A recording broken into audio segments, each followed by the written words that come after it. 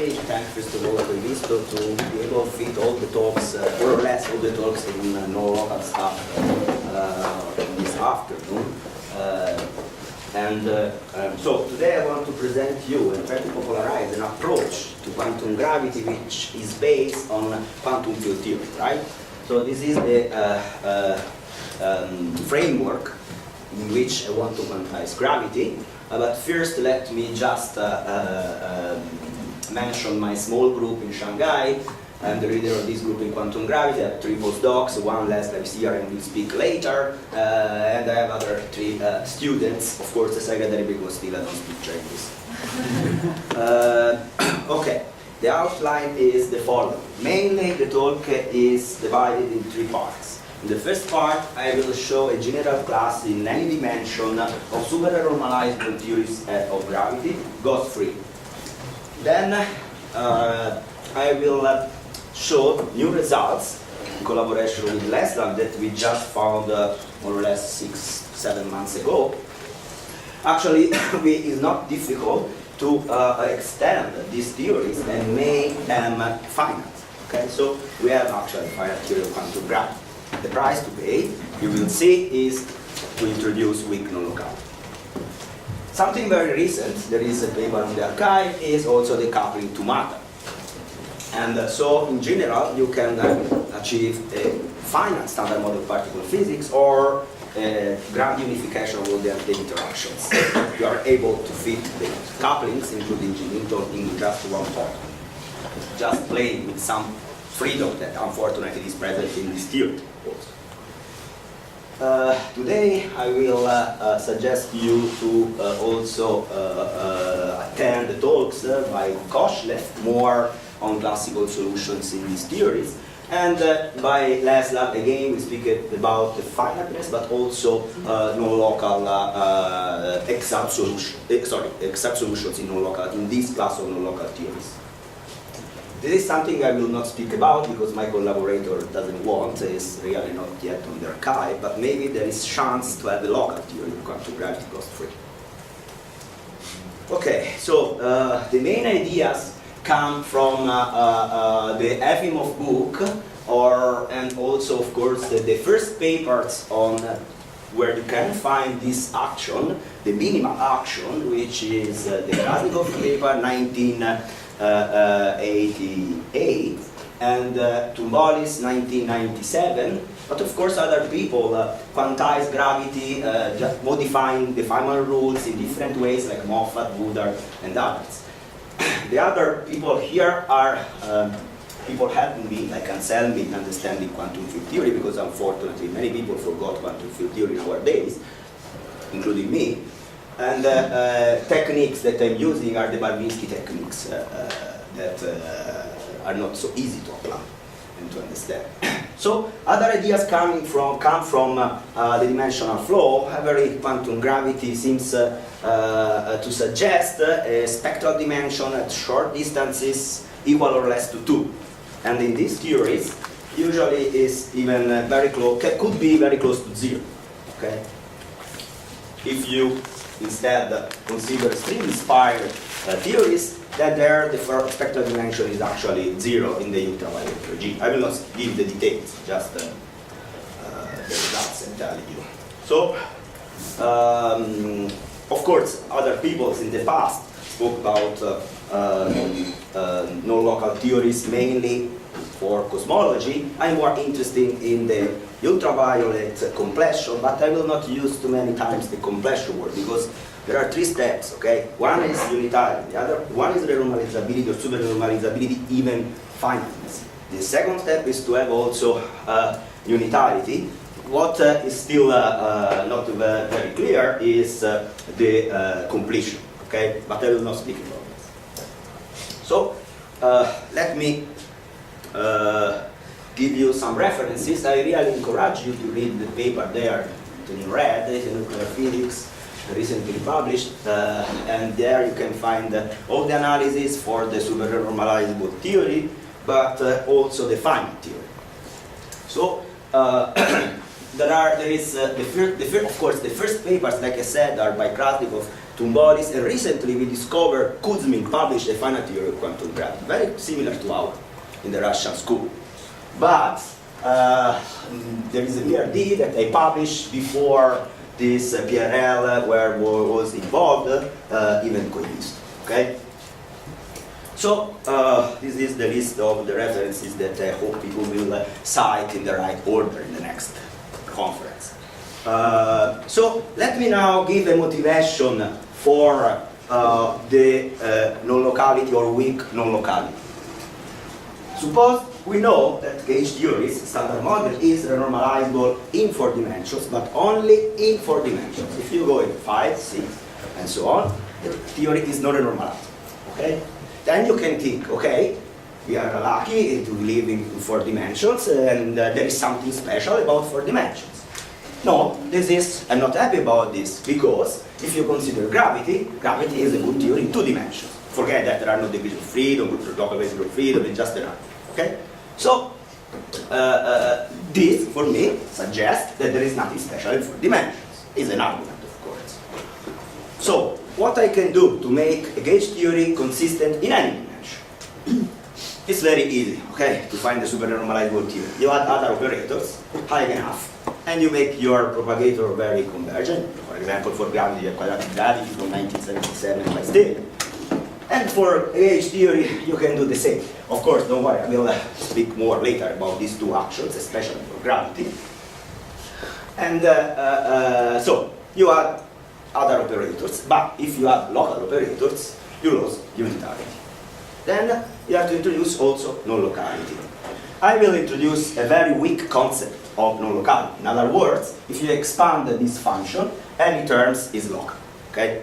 There are no infrared modifications in these theories that I'm considering. Of course, other people are interested also in the other regime, and they deserve to be studied. Okay, so what are the postulates? Still, I want diffeomorphism invariance and Lorentz invariance, unitarity, so I don't want any ghosts in my theory, and in principle just admit to have the graviton pole in my propagator, but I relax one hypothesis, which is locality. And in general, I will speak about weak non-local theories, and I already defined what I mean by weak non-local theories. So the guiding principle in the quantum field theory framework will be, for me, super-normalizability and finite. Okay, a little bit more details. If you want a theory which converges well in the ultraviolet regime, you need a propagator where the scaling has n equal at least 4 in 4 dimensions. And this is the Stelle's theory. But usually when you add other operators to achieve this behavior, you introduce also other poles, at least one ghost in 4 dimensions. Then you have to reach this fall-off with an entire function. You can think at the moment the exponential of minus p squared.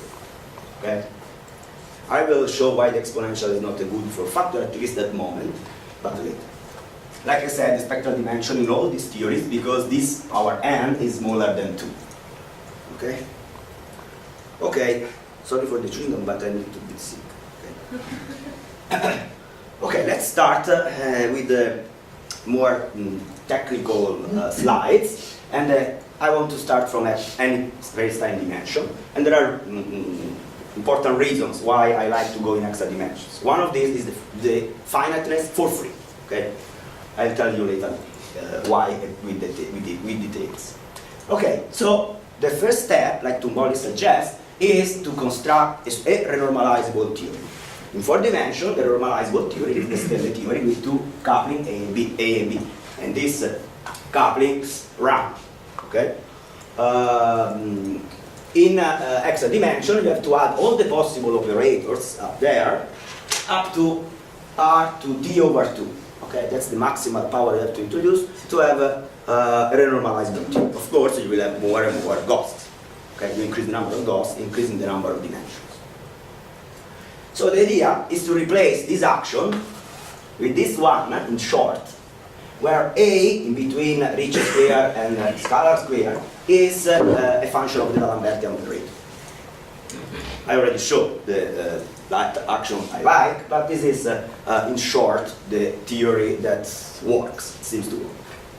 Okay, this is the idea. So, we start from a renormalizable theory, and we promote this theory to a weakly non-local theory, for example in 4 dimensions, upgrading the constants to functions of the Lambertian operator. Okay, this is you can think a little bit ugly and complicated actually, and it is indeed. But like you can see here, you can forget a lot of terms. This is the most general and isolated unitary theory in any dimension. N plus 2 is d over 2, and so in 4 dimensions you have only up to r squared. And this is the right combination for R Einstein tensor and Ricci tensor with in between the 4 factor to have a unitarity.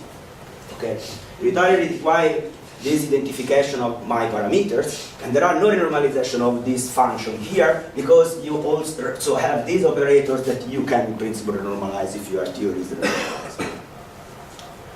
So because this is renormalized, because I get derivative, you already know this action is the most general, no, but it's something that contains everything if you need to renormalize.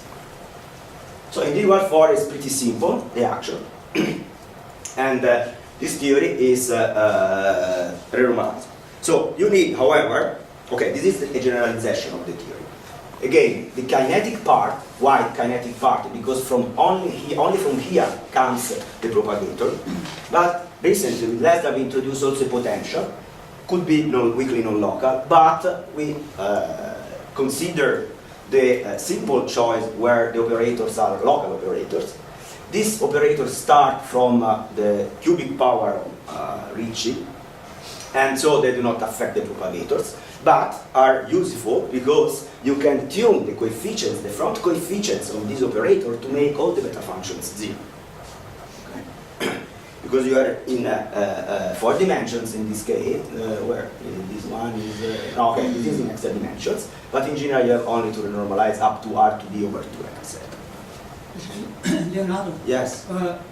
So if you just have the coefficients as coefficients, then the theory is not unitary. But what are you claiming that it should already be obvious that it's unitary now? Or? It is unitary with this choice of the coefficients, but in a finite theory there is no running at all. Okay, you have still to take care about the finite contributions in the quantum effective action, but it's under control. If you are running, you have the usual log in the quantum effective action. You have the usual log contribution to the propagator, log of box. You could have that in a super normalizable theory. But yes, I mean, it's not simply. I mean, it's not related to be a finite theory. It's more than that, right? I mean, well, it's not more than finite. No, I mean, you can have a finite theory that is not unitary, or the opposite. I mean, why you think that the theory is finite? It implies that it's unitary. No, doesn't imply. No, I have 2 things that I require, and I try to satisfy. Of course, you can have easily a local theory, finite. So because I show a Lagrangian which is local and finite, but not you. No, because we have all this power of box, so one could naively say that you have extra states that probably gives you something that ghost or. Yeah, if you truncate this function, but if the propagator is the exponential box, no, for example. But you are right, they will complete it. It's very easy to construct a finite theory of quantum gravity. The problem is to avoid it is unitary. So even if you satisfy unitarity in the sense that there's no ghost, you might worry about unitarity in the sense of the optical theorem, because they can of the optical theorem. That's this. You have to calculate the residue, the imaginary part of the amplitude, and you see that it's positive. I'll show in a second. That's the statement that there's no ghost, but I can think of this. I can think of this essentially as a regulator. No. Quantum field theory framework. No Wilsonian here. However, you can extend this also to the cutoff regularization. So basically, you're saying that if I do expand this function a certain order, I see ghosts. Of course. But if you don't have that because you are not take it as if I take the full thing, there is nothing like that. Yeah. But even to all orders, why can't I think of this as a regulator of a non-normalizable theory? So I can think of it that way. What do you mean by renormalization? I just want to think of this as a regularization of a non-normalizable theory. No. Because what means renormalization? you have a Lagrangian, you have a certain number of operators, in principle also a weak non-local function, and it is renormalizable if you can reabsorb your divergences in a finite number of operators in your theory. Local finite number of operators. That's the definition of renormalization. But, well, I'd say it's kind of a prescription for knowing what all the consequences are. What prescription? I know what are all the counter terms. I'll show you all the counter terms later. We calculate all the counter terms. And I will show you that you can also make zero the coefficient and so zero the beta functions. Let's say I start with a non-normalizable theory, like a Of scalar course, theory if you that start with a finds non-normalizable theory, it's a non-normalizable theory. Thanks. So let me play this game. Let me start with a non-normalizable theory, which say phi to the sixth, a single scalar. So no goes. And now just put an e to the minus box in the propagator and declare that to be now a Fine, of course. defined theory. Good. If I did that, I would get into trouble because the optical theory would be violated. No. Because No. Why? The residue is positive. It's trivial to see. The propagator is the same of the Einstein theory. No, but there's more to unitary. It's more than just okay. That was the Let me go ahead and show you the propagator. Okay? Okay, but I didn't tell you what is the form factor. So, what requirements we ask for the form factor? The first requirement, like this is related to your question, is do not have any zeros in this function. Okay? That's it. And the other requirement, if you want a well-defined theory, is a polynomial asymptotic behavior of the function around the real lines. Right? This is what you require. Why? Because you want to apply the usual techniques of quantum field theory. So the Wilkowinsky techniques, for example. And for the locality of the contour terms. Then, here is a long story to define this function that you can find in Wallis' paper, for example, but also in the Kuzmin paper. And this function is trivial to see, is asymptotically logarithmic. H of zeta is the exponent of this exponential. You can focus on a particular class of function f, requiring that rho is finite, so finite order function. This is the function you start from. And if you also want to avoid zeros in f, you could be more general, of course. This is a restriction, but it's enough to construct the theory. And in this case, the theory will depend only on a finite number of constants, which are the coefficients in this polynomial cube. Okay? So in other words, if you accept the exponential paradigm, what you have is the same freedom that you have in any other ambiguous supernormalizable theory. And to show some properties of the function that we use, this is the asymptotic polynomial behavior, and this one is the Faloff extra contribution that does not give any contribution to the divergences, at least, of course, to the final part, yes. Here are some examples. If you change the value of the coefficients for Gaussian, and you see that there is an accumulation point when you take very large gamma, the exponent of the Eiger exponent for the monomial in the ultraviolet, and that's it. So what I'm claiming is that I expect that any amplitude will show no resonances at all at any scale from here to the Planck scale and eventually beyond to believe in this theory. Otherwise, I consider not a good theory because you cannot falsify. You can always find an entire function which makes the good job.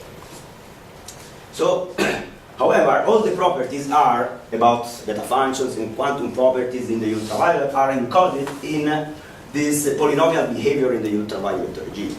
So, again, about the quantum analysis, you can forget many details. And here is the propagator. Okay, this is the Einstein propagator times the Faloff function. So this is convergent, and it goes 1 over k to some power, and the tensorial structure is exactly the same for Einstein. There is just one pole in k squared equals. So power counting. For the power counting, you just need to consider the asymptotic behavior of your propagator. And in d dimensions is 1 over k to 2 gamma plus d. So it converts very well in this theory. But because general covariance, you have the same behavior in the vertices. Okay, so at least the leading vertex, which come from the non-local part of the theory, has the same behavior in the ultraviolet regime, and you can read here from this naive power counting analysis. This is the vertex. This is the number of vertices V. This is the number of internal lines. You can use the usual identities I minus V equal L minus 1. And you can see that you can only have divergences for L equal 1. And actually the dimension is mass to the d power when gamma, the integer gamma, is bigger than d over 2. Okay? For gamma bigger than this value, then bigger or equal to 3, for example, in 4 dimensions, you do not have divergences for L bigger or equal to 2, so from 2 loops on. But still, you have one loop divergences, and so you have to introduce, or you have to normalize your operators, your quadratic operators in 4 dimensions, which are R square and R mu square. Okay, let me give you a little bit more details about the power counting or the calculation of the one loop amplitude, the scaling. I mean, actually, I can show you that it is asymptotic freedom in everything that can run. So this is the same action, and it's easy to see that all the vertices coming from this set of operators, the local operators, in 4 dimensions you only could have R squared and R mu squared, do not give any contribution to the divergences. This means that the beta function is independent on the coupling runnings, on the couplings that can run. Okay, so I mean that beta is independent on lambda, G Newton, and the couplings for R squared and R mu squared. So it's really constant, which only depends, like in any also local theory, if it's finite or supernormalizable, it can only depend on the parameters in this function. Okay? So if you just consider here an asymptotic monomial behavior, in this case, only R squared and R mu squared can be introduced, can be renormalized, but not G Newton and lambda, which are for which the beta functions are 0. Okay, so you can easily, after this comment, integrate your coupling constant, and you get the logarithmic behavior with beta, the beta function, which depends on the parameter, on lambda in this case. Actually, dimensionless, because this one, if you have only divergences for R squared and mu squared. Here is the hard calculation that Leslie and Yao Dong, a student of mine, did and are doing. It's the calculation for actually local theory, but it's the same because I explained you all the contributions. It doesn't matter for the beta function, for the derivative contribution to the beta function. And here is the beta function for a general local theory. Omega R and omega Ricci, they could depend on omega R and omega Ricci, but I already made the identification for unitarity. So here is the beta function. You see, this is for the general case, when you also have not only monomial in the ultraviolet, but something more, trinomial at least. The rest doesn't matter. And in that case, you can still make an identification of the parameters, and beta lambda is 0, so there is no running of the lambda cosmological constant, but you can't for the G Newton constant. Okay, here are exactly the identifications. In these beta functions, you must read these quantities. Okay, so some numbers divided the scale that you have to introduce for dimensional reasons.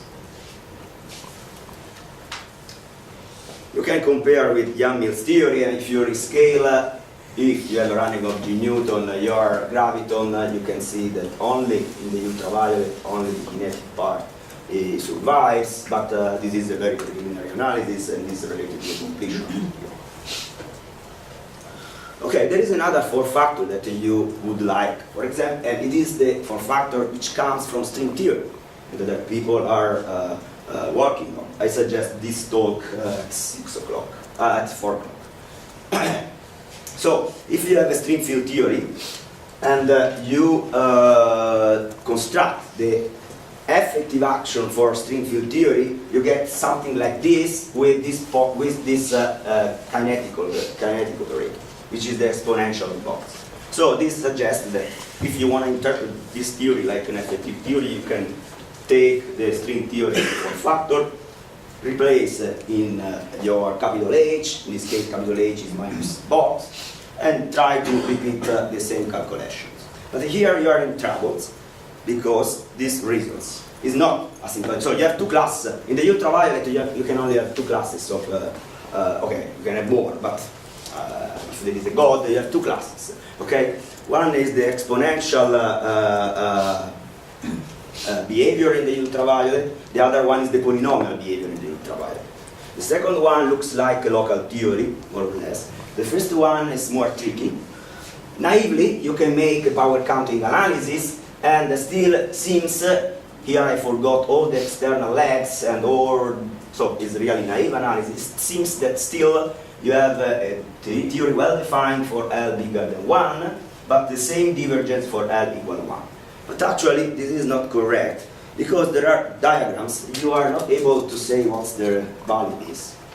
For example, this one, because the ratio of exponential is not the ratio of polynomials, right? So you can have this quantity, and for p to minus plus infinity is convergent, for p to minus infinity is divergent. So I don't know how to treat now, but maybe the Mazumdar group is working on and to tell us more about that. There is another argument which comes from the Barvinsky-Vilkovinsky techniques. You can expand your form factor with the exponential with box to a general power q, okay? And you have this expansion. However, if you want to apply the Barvinsky-Vilkovinsky techniques, you have to truncate this sum at the finite value of n, and later to find a way to send n to infinity. So this is very tricky, I'm not able to do. However, if you do this, you get this beta function. So you have two divergences now. One is n, which comes from the expansion of the exponential, n squared, and n squared, n in both the operators and the constant part. But you have also this usual quantum divergence. So you can renormalize for what is about 1 over epsilon, but how you can send n to infinity? The possibility is to introduce other operator. This operator is, unfortunately, again, honestly, there is an ambiguity. You still have unitarity. You do not change your propagator, but you can introduce other quadratic operators if you commute the covariant derivatives. Okay, I don't like, of course. I'm just trying to show you that the exponential seems not well defined. And with these operators, you can kill these divergences. Just you have to choose particular coefficients in front of this. Okay. Okay. Then the beta functions are 0. The theory is finite.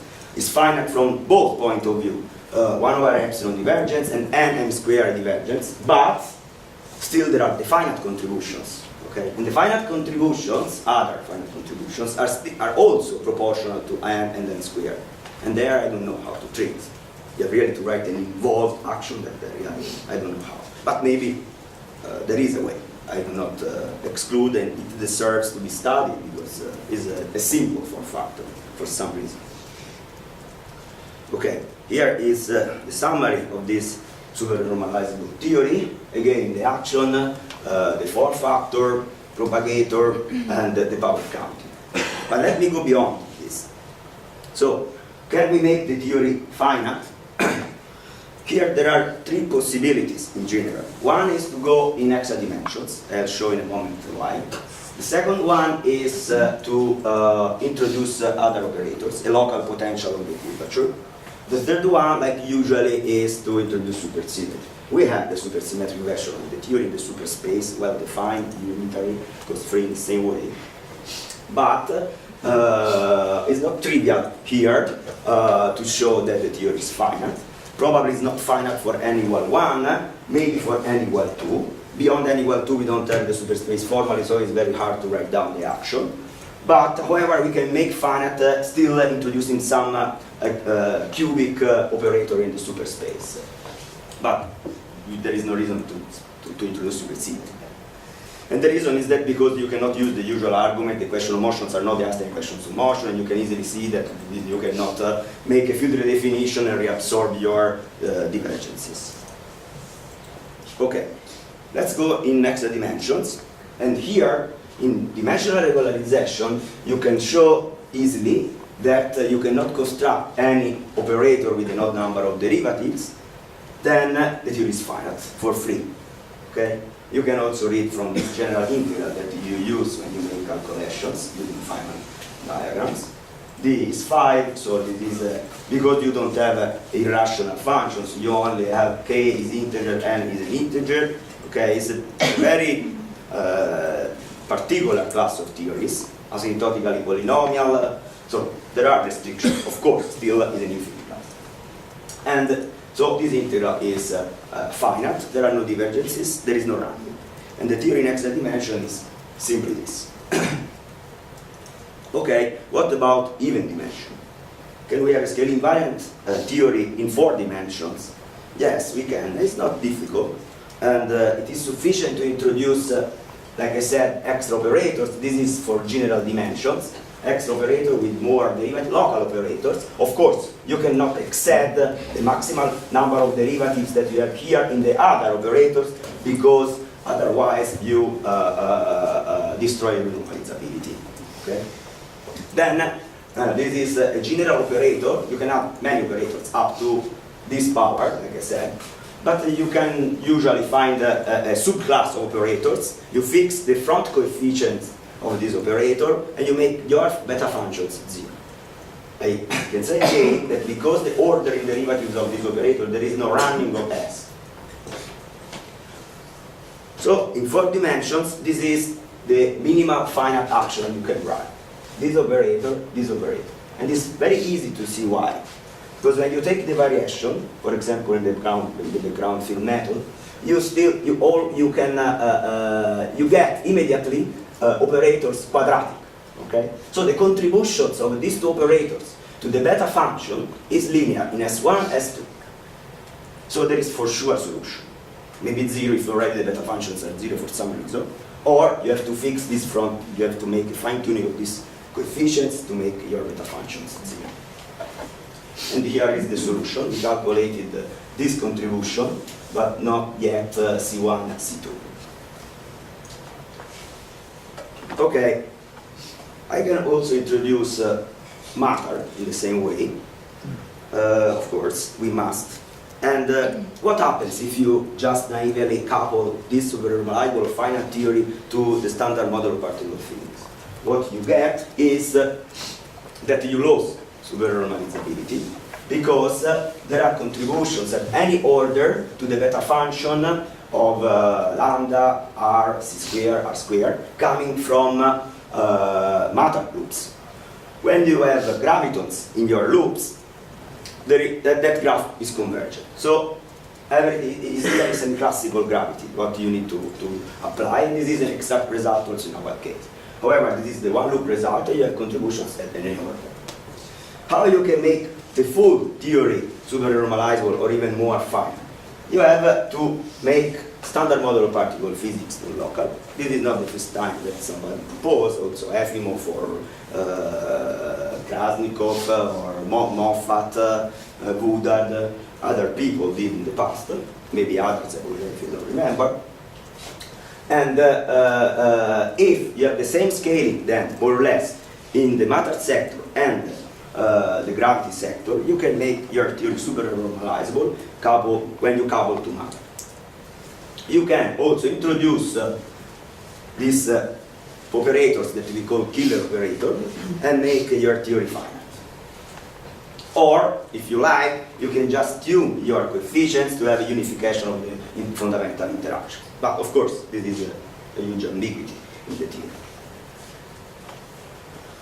It's very simple, the same action for Yang-Mills. This is candidate is a theory finite for gauge interactions. with this operator, you have one beta function, you can kill fixing this coefficient, the beta function, for the running logic. And this is just a proposal, this is not solid part now, but more or less this is what we expect. Killer operators for your W and bosons, and and your no locality for the X sector, and the matter sector for the non sector, and this is the same gravitational theory.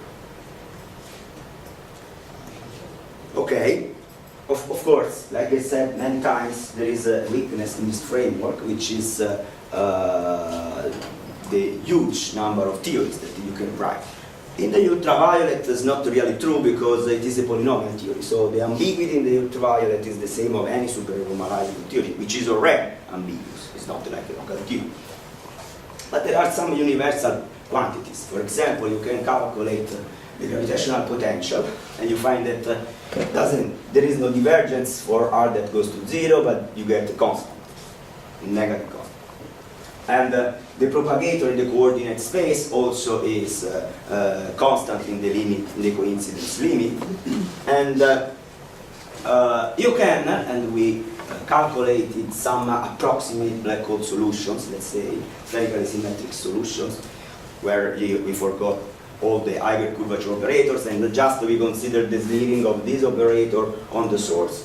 And it seems general that you always get the Sitter core near r equals 0. Another property, if you use the Tumbolitz for factor, like I said, the ambiguity in the ultraviolet is about up to 3 parameters, okay? Which are these 3 coefficients for the polynomial in the ultraviolet. So omega gamma minus 1, omega gamma minus 2, up to this guy. Actually, it seems that there is no formation of black holes at all. I mean, there is a trap surface, there is a gravitational collapse, but there is no formation of black holes. There is no event horizon, properly said.